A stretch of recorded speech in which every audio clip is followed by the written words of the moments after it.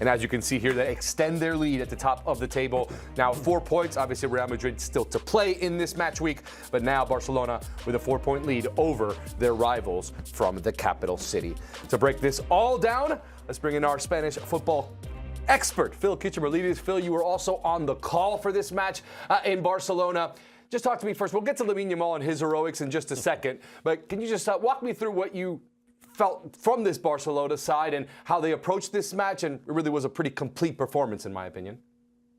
It was. I mean, they were comfortable. They were comfortable because I think in large part of how Villarreal approached the game, and that was very disappointing from Villarreal, third in the table, with an opportunity to really go for Barcelona, and they didn't. And they looked like they were scared, and they shouldn't have been scared because they'd won on their last 2 trips to Barcelona. But it was a poor performance from Villarreal, and Barcelona had more than enough to have a comfortable afternoon. I didn't think it was a scintillating performance from Barcelona, but there were some really, really good standout individual performances. Obviously, Lamine Yamal, who we will talk about in a second. We can talk about Pedri as well, who came off the bench and kind of changed everything, changed the rhythm and the tempo of the game. I thought Marc Bernal in midfield did really well, particularly in the first half. That's what he's there for. He was winning balls, winning possession back, playing the right passes. And I think it was only his 3rd league start of the season, so it's important for them to have options in midfield. Eric Garcia continues to be an exceptional player wherever you put him. So they were good individual moments for Barcelona without it being a breathtaking team performance. But this was Hansi Flick's 100th game in charge, and they're averaging nearly 3 goals a game in those 100 matches. It's just ridiculous. Every time you go and play Barcelona, you know that you're going to need to score nearly 3 goals to get anything out of the game. So they've got this extraordinary firepower. Today it was down to Lamine scoring that first ever hat-trick. They've got goals from all over the pitch. And like I said, it wasn't the most extraordinary performance, but it was more than good enough to beat Villarreal. Phil, you said the number 3, and 3 seems to be the magic number, right? And I want to talk more about Lamine Yamal. I mean, for me, he's a generational talent. We can wax poetic about all the things, but he's rewriting the record books. I have it down here at 18 years, 230 days. He now becomes the youngest La Liga player to score a hat-trick in the 21st century. I mean, what else can we say about what we're witnessing from one of the best young talents in footballing history? I don't know, Mike. I don't know what we can say. What more can we say about this guy? I mean, what's really impressive is actually he burst onto the scene. Remember, he was 16 and he did so well, and he went to the Euros and he basically led Spain to win the Euros at 16. And he's continued to develop, like, his mentality, his personality, his character, his desire and hunger to improve, to continue learning, to get better, and not just think, hey, I'm the big man now, I've burst. No. He's getting better and better, and I think that's testament to him and his personality. You spoke to him after the game, and we heard him say, he was asked about his goal scoring. It's your best ever goal scoring season now. You equaled your tally from last season. Do you feel like you're scoring more goals and you've improved that? And he said, you guys wanted me to score 100 goals when I was 16. Take it step by step. I can't do everything. He's aware of the fact that he has to keep improving. He's not the finished article. There have been, facets of his game that we've seen him modify this season to good effect. For example, and I've spoken on the show previously about this, we've noticed he's shooting more this season than he was last season, but he's shooting from closer range. Last season, we saw him shooting from way outside, beating one man, cutting inside, getting excited and shooting from distance. This season, he's not taking that shot. He's either getting a little bit closer, or he's playing a pass, or he's getting into the box and then taking the shot. And we're seeing that with improved goal scoring numbers. You can see it there on your screen, 18, which is, as we said, as many as he scored in the whole of last season. He's going to go on and score a lot more goals this season. He's going to score many more hat-tricks for Barcelona. And as you said, Mike, this is a generational talent. This does not come around very often, a player this good, this young. So we should enjoy what we're seeing and the development that we're witnessing before our eyes. Yeah, we're definitely enjoying what is a generational player, as we said.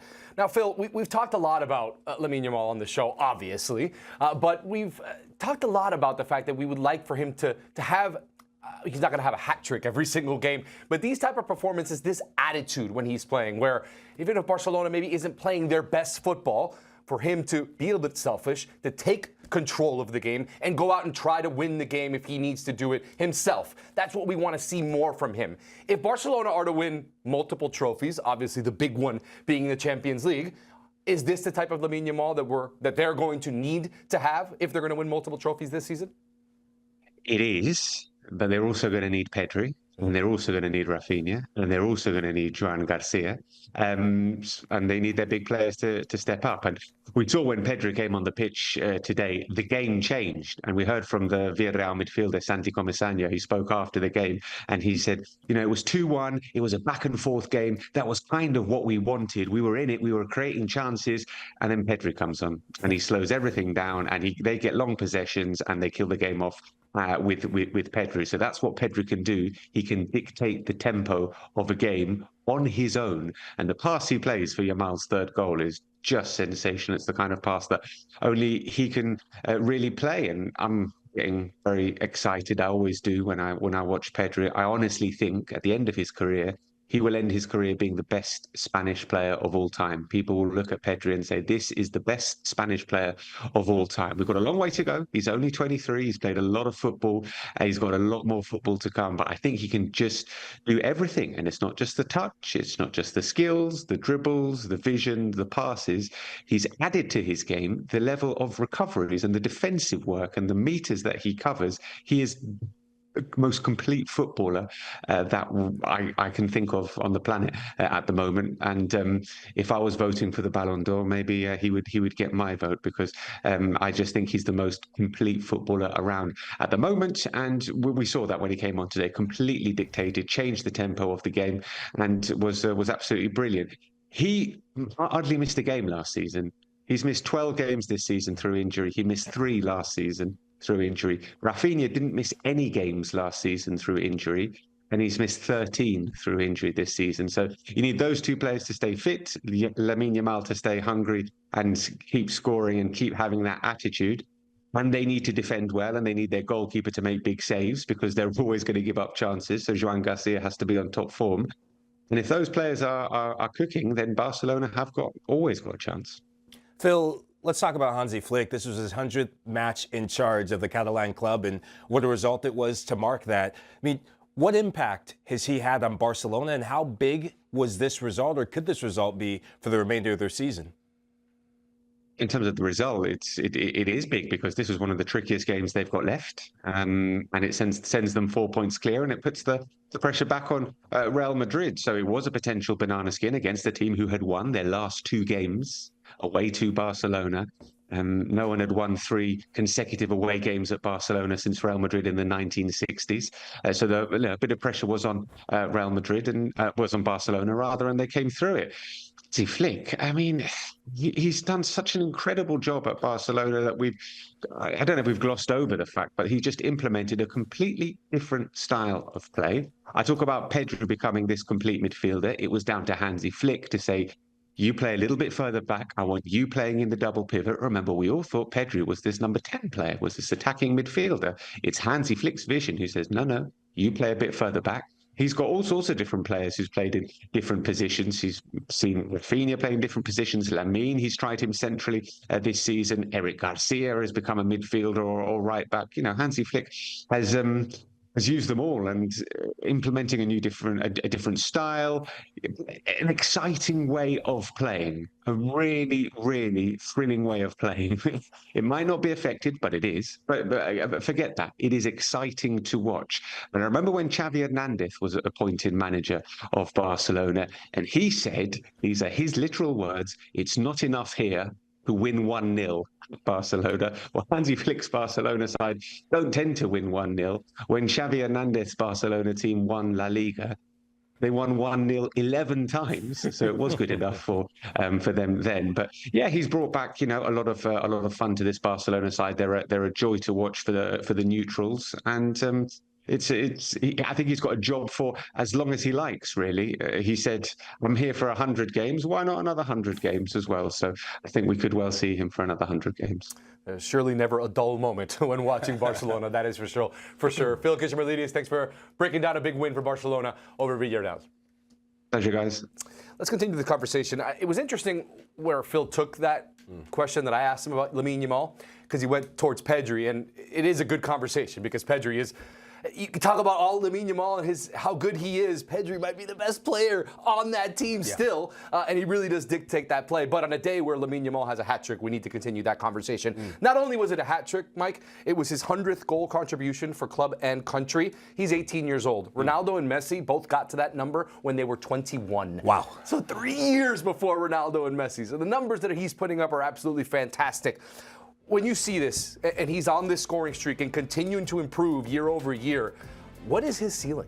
I mean, we're witnessing a player who is rewriting the history books in Lamine Yamal in a way I haven't seen in my lifetime, right? And Lionel Messi was the last player I thought, okay, he is the greatest player of all time. But Lamine Yamal's ceiling, he has a chance to go there and be in that conversation of one of the greatest footballers of all time. I know that's loaded. I don't care because the eye test does not lie. The second goal that he scored, I felt for Sergi Cardona, because he put on a footballing clinic today, Stefano, in my opinion. And I want to see more of these moments, right? There's been far too many games this season where he gets you the goals, and I was doing the numbers. So of the 34 matches that he's played this season, he's either had a goal and assist in 24 of them.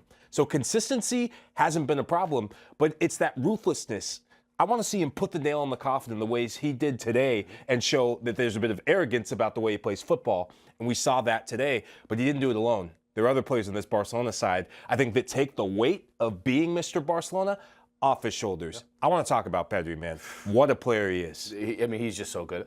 Phil mentioned it there, and you watch it when he comes on the pitch, how everything changes. He dictates the pace of play. He dictates where the ball goes. The assist that he had on Lamine Yamal's third goal, it goes through about four or five defenders, that ball, to get to Lamine. I mean, he really is a fantastic side.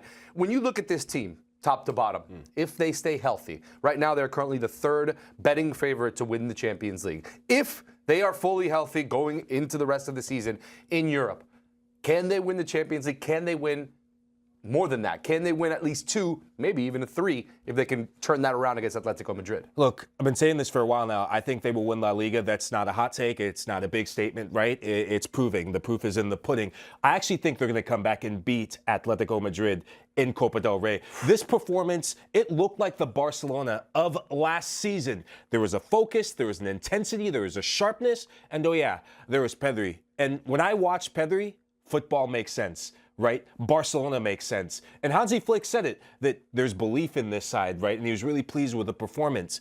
And I just wonder if we're seeing the beginning of a treble push for Barcelona. I think this Barcelona side, when healthy, with Pedri staying healthy, I think they can win the treble. Yeah, I do. I agree with you. Obviously, that Atletico Madrid tie really needs to turn around, but they have the talent. If they can stay healthy, Frenkie de Jong now injured as well, but if they have a Pedri, if they have some of their other guys available and fit, you have to imagine that they will be going for it, going for all 3 this season for sure.